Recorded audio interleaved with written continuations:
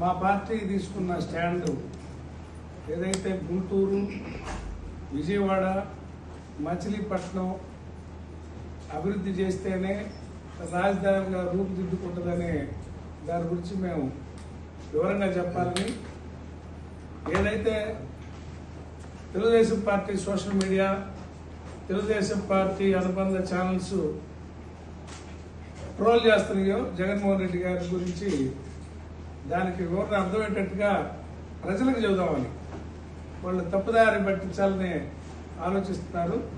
నిజమేందో ప్రజలకు ఒకంత ఆలోచించుకోవాలని ఈ ప్రెస్ మీట్.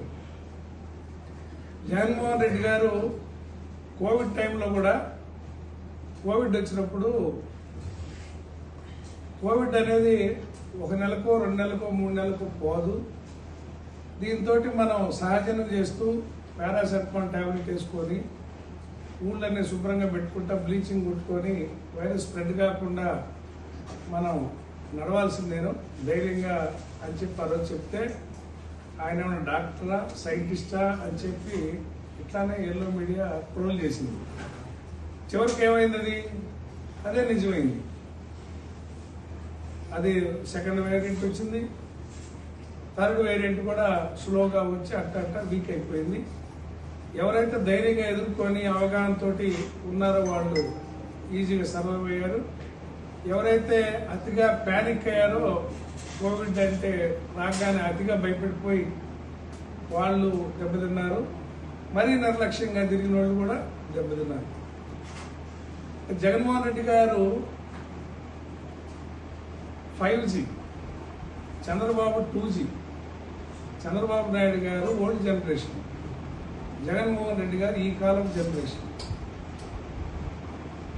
మీరు ట్రోల్ చేసినంత మాత్రాన, నాలెడ్జ్ లేకుండా ట్రోల్ చేసినంత మాత్రాన రేపు కాబోయే నిజం రేపటికి అర్థమైంది ప్రజలకి. ఎందుకు చెప్తున్నామంటే,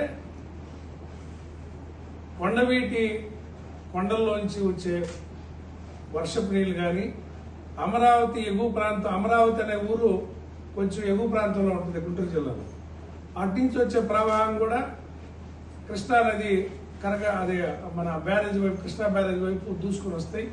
ఈ కొండవీటి వాగు, ఆ నీళ్లు రెండు కలిసి కృష్ణానదిలో కలవాలంటే అక్కడ కరకట్ట ఒకటి అడ్డం ఉంటుంది. ఎందుకంటే కృష్ణానది దాని మించి పారుతుంటది.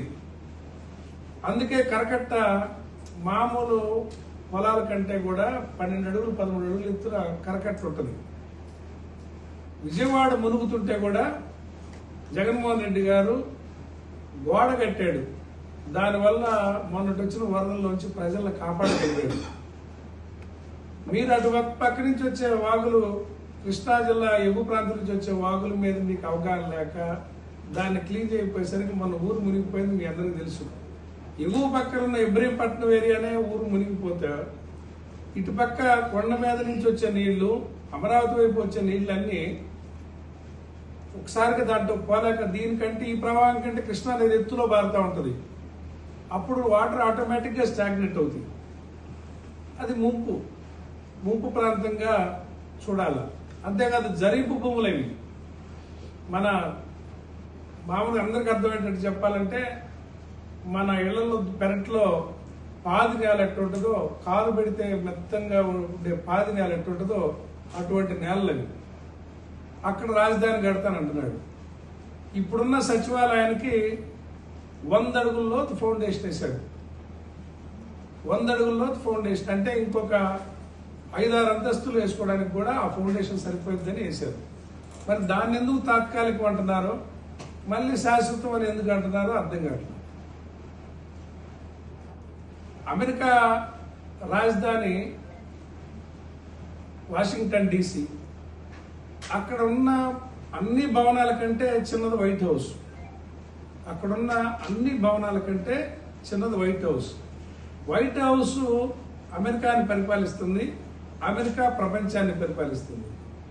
మరి అంతకంటే గొప్పగా ఈ ప్రపంచంలో లేనంత ఎత్తైన అసెంబ్లీలో సచివాలయాలు కట్టి ఆ శిఖరాన్ని కూర్చోవాలని చంద్రబాబు నాయుడుకి ఎందుకు కోరిక కలుగుతుందో నాకు అర్థం కావట్లేదు.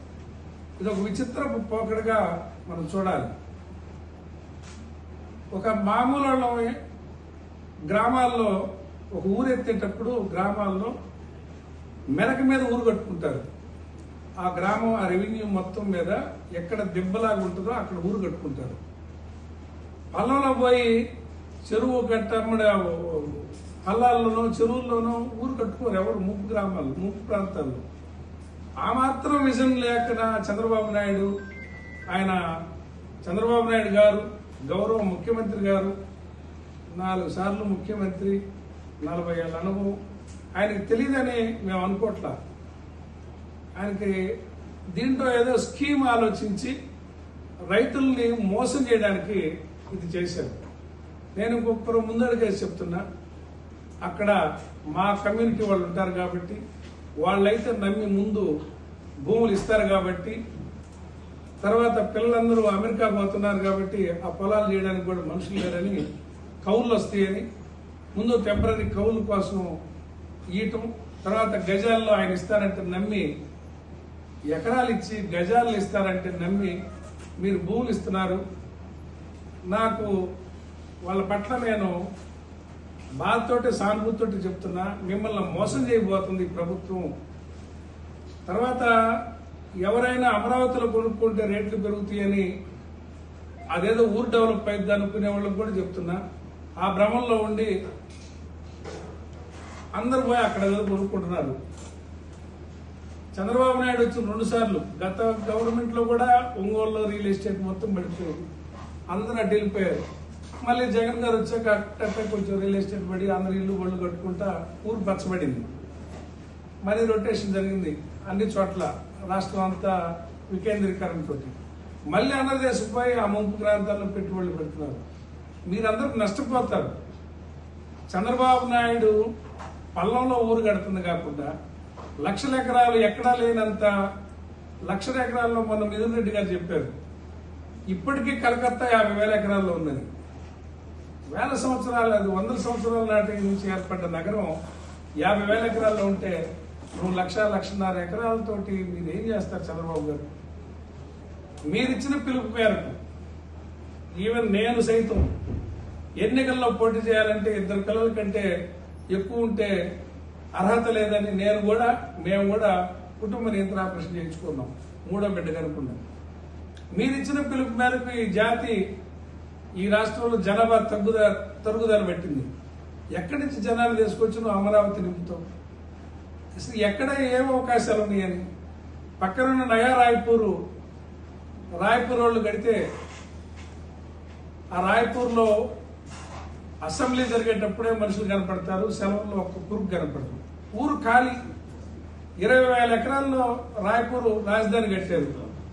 ఈ రోజుకి ఒక కాపురం అక్కడ ఉన్నోళ్ళు కనపట్ల. ఆఫీసులు పనులు అయిపోయినా మొత్తం వెళ్ళిపోతే మొత్తం నిర్వీర్యంగా ఉంది. మరి అక్కడ కానీ డెవలప్మెంట్ అక్కడ అన్ని ప్రభుత్వాలు ప్రోత్సహిస్తున్నాయి. మళ్ళీ అది మెరకే. ఛత్తీస్గఢ్ సముద్ర తీరానికి చాలా ఎత్తులో ఉంటుంది. ఇక్కడ సముద్ర మట్టానికి స్థాయిలో ఉండి 2 వాగుల మధ్య కొండవీటి వాగుకి కృష్ణానదికి మధ్యలో ఉన్న ఒక పల్ల ప్రాంతంలో జరీ భూములు, అంటే మెత్తటి ఒండ్రు మట్టి నేలల్లో అలివి కానీ ఫౌండేషన్ వేస్తూ అనవసరంగా ఎస్టిమేషన్ పెంచి నీ స్కీముల కోసం మీరు ఆ భూములు రైతుల్ని మిమ్మల్ని నమ్మి ఏదో ఒక పార్టీ భావనలో ఇంకొక భావంతో నమ్మి మీరు రైతులకి భూములు సేకరించి వాళ్ళని మోసం చేయటం. వాళ్ళకి ఇప్పుడు అర్థం కాకపోయినా ఇంకో 10 సంవత్సరాలకైనా అర్థమైద్ది మనం మోసపోయామని. చంద్రబాబు నాయుడు చెప్పేది ఏంటంటే 2047 లేదంటే ఇంకో 50 సంవత్సరాలు. ఎవరు చూస్తారు? ఇది అర్థమయ్యేదనా?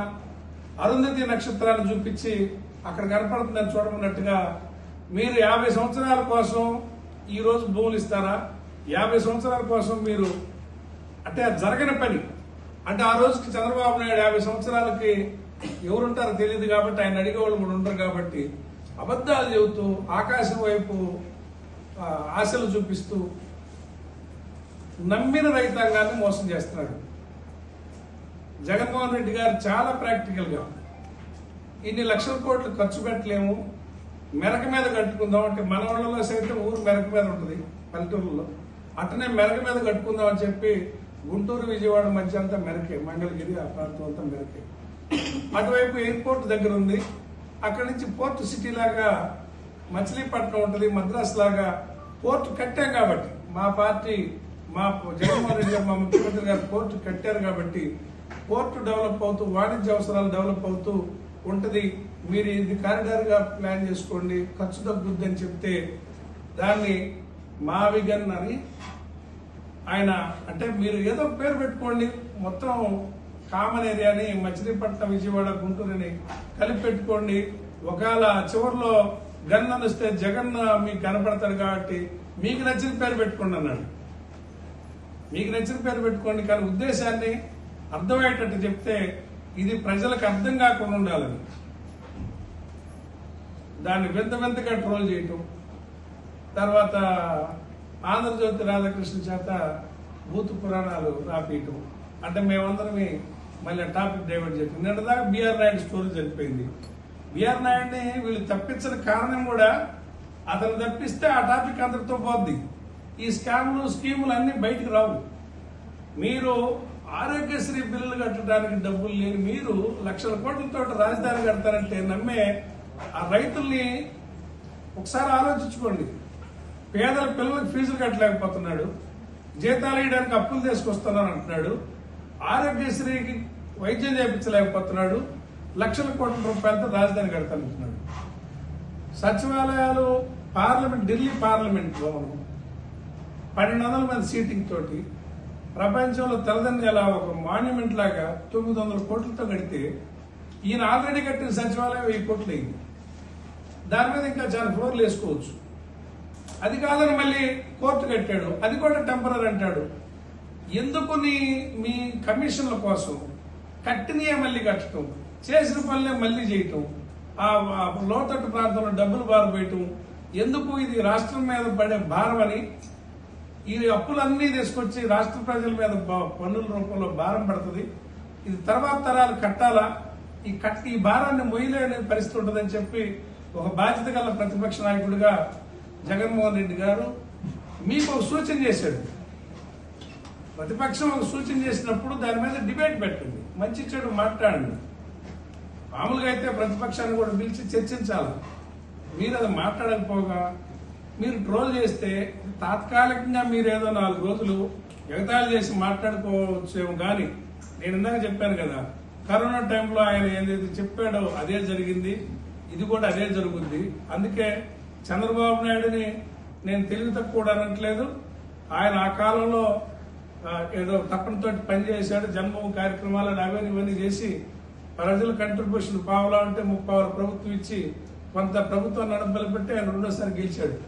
కానీ ఇప్పుడు కొడుకు వచ్చాక స్వార్థం ఎక్కువైపోయి లక్షల కోట్లు కూడేసుకోవాలని రైతులు నట్టేట ముంచుతూ రాష్ట్రాన్ని అప్పుల పాలు చేస్తూ ఈ 50 ఏళ్ల తర్వాత సంగతులు ఇప్పుడు చెబుతూ ఈ రాష్ట్రాన్ని మోసం చేసి మభ్యపెట్టి మోసం చేస్తున్నారని, దీని పట్ల ప్రజలు అప్రమత్తంగా ఉండాలని నేను కోరుతా ఉన్నా. మరీ ముఖ్యంగా ఎవరైతే ఆయన నమ్ముతున్నారో, అతిగా నమ్మి ఈ భూములు దానం ఇస్తున్నారు, భూములు అగ్రిమెంట్ అవుతున్నారో, ఎవరైతే ఇన్వెస్ట్మెంట్స్ పోయి అతని మాటల మీద నమ్మి అతని మీద మోజుతోటి ముందుకెళ్తున్నారో మీరు నట్టాట మునుగుతారని మీ అందరికీ తెలియజేస్తూ, ఎవరి బాధ అయినా ఒకటే, మీరు బాధపడకూడదని మా పార్టీ తరఫున మేము సూచన చేస్తా ఉన్నాం. జగన్మోహన్ రెడ్డి గారు చెప్పే ప్రతిపాదన తక్కువ ఖర్చుతో కూడింది. 3 పెద్ద ఊర్లు కల్పితా ఉన్నప్పుడు ఒక పెద్ద రాజధాని స్ట్రక్చర్ గా కనపడుతుంది. ఒక చూడటానికి సూపర్ సిటీ లాగా ఉంటుంది. కాబట్టి ఒక ఆల్టర్నేట్ సజెషన్ మీరు పాజిటివ్ గా తీసుకోండి తప్ప ప్రజలు నేను అప్పీల్ చేస్తున్నా. మీకు టీడీపీ వాళ్ళు చంద్రబాబు నాయుడు దీన్ని పాజిటివ్ గా చెప్పడు, ఆయన నెగిటివ్ గానే చెప్తుంటాడు. ప్రజలు విఘ్నులైన ప్రజల్ని ఇది ఆలోచించుకోమని మా పార్టీ నుంచి కోరుతా ఉన్నా.